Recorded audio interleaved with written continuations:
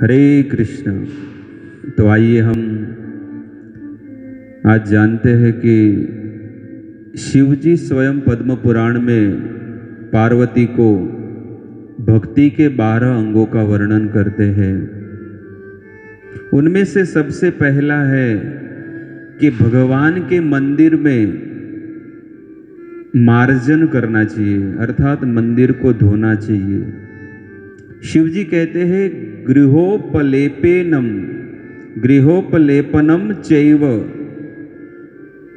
श्री भगवान शिव कहते हैं कि भक्ति के जो 12 अंग हैं उनमें से सबसे पहला है कि श्री भगवान के मंदिर को लेपन करना चाहिए, लिंपन।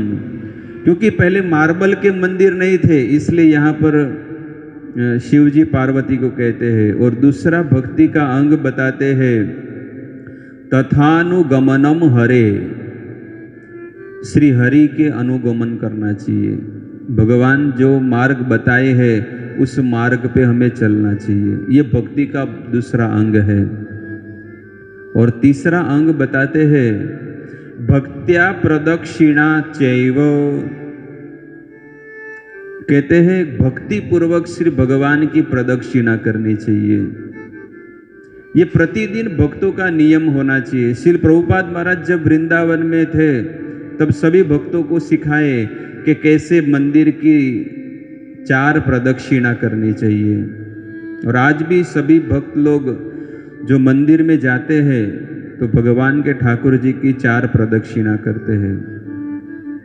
और भक्ति का चौथा लक्षण बताते हैं पादयो शोधनम पुनः, अर्थात श्री भगवान के चरणों को धोना।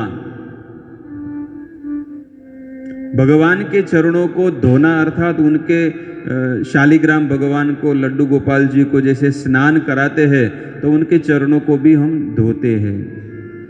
तो इस प्रकार से भक्ति के 4 अंग बताए हैं। और 5वां अंग बताते हैं पूजा अथ पत्र पुष्पणाम। कहते पत्र और पुष्प से और फल फ्रूट आदि से ठाकुर जी की सेवा करना चाहिए। लेकिन वो सेवा कैसी करना चाहिए? तो यहाँ पर कहते हैं भक्ते वोत्तोले उत्तेलम हरे, भगवान को भक्ति पूर्वक उठाना चाहिए, प्रेम पूर्वक। और शास्त्र में भी भगवान बताते हैं कि भक्त्या माम अभिजानाति, हे मेरे भक्तों अगर मुझे जानना है तो भक्ति पूर्वक जानना चाहिए। और 7वीं भक्ति बताते हैं करयो सर्व शुद्धि नाम यम, अच्छी तरह से दोनों करो, એટલે अर्थात होता है कि दोनों हाथों को शुद्ध करना चाहिए मंत्र उच्चारण करके, ये भी एक शुद्धि है। और 8वीं प्रकार की भक्ति बताते हैं तन्नाम कीर्तनम चैव गुणानाम अपि कीर्तनम। 8वीं भक्ति बताते हैं भगवान श्री कृष्ण के नामों तथा गुणों का कीर्तन करना चाहिए। और इससे क्या होगा? इससे हमारी वाणी की शुद्धि होगी, हमारी वाणी पवित्र बनती है। जितना हम भगवान का मधुर नाम लेंगे, प्रेम पूर्वक नाम लेंगे, उतना ही हमारी वाणी शुद्ध और मधुर बनेगी। कहते हैं भक्त्या श्री वासुदेवस्य वचस शुद्धिरिष्यते, उनकी कथाओं को सुनने से हमारे कान की शुद्धि होती है।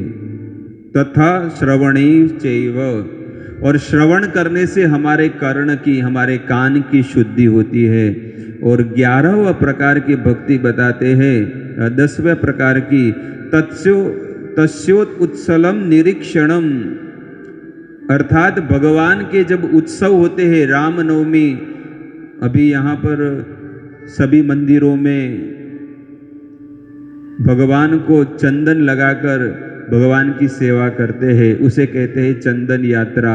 और अभी हाल ही में नरसिंह प्रागट्य हुआ, नरसिंह प्रागट्य दिवस, और सभी लोगों ने अपने अपने मंदिरों में ठाकुर जी का अभिषेक किया। और खास करके मायापुर में तो बहुत ही सुंदर ठाकुर जी का नरसिंहदेव भगवान का अभिषेक हुआ। तो ऐसे भगवान के जो उत्सव होते हैं, उन उत्सवों में ठाकुर जी को निरखना, उनके दर्शन करना, ये है 10वें प्रकार की भक्ति। और कहते हैं 11वां प्रकार की भक्ति में श्रोत्रयोर नेत्रयोश्चैव शुद्धि सम्यक गृहोच्यते।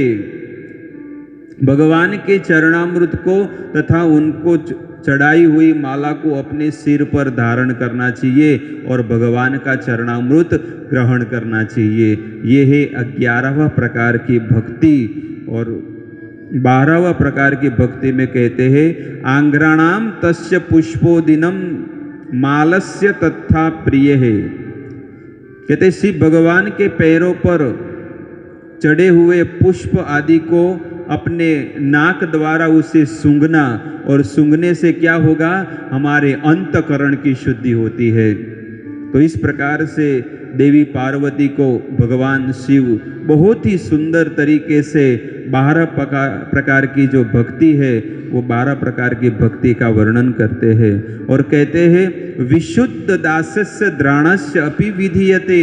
और इस विधि के अनुसार अगर कोई अपने जीवन में भक्ति करता है तो हे पार्वती निश्चित उसे भगवान की शुद्ध प्रेमा भक्ति प्राप्त होती है।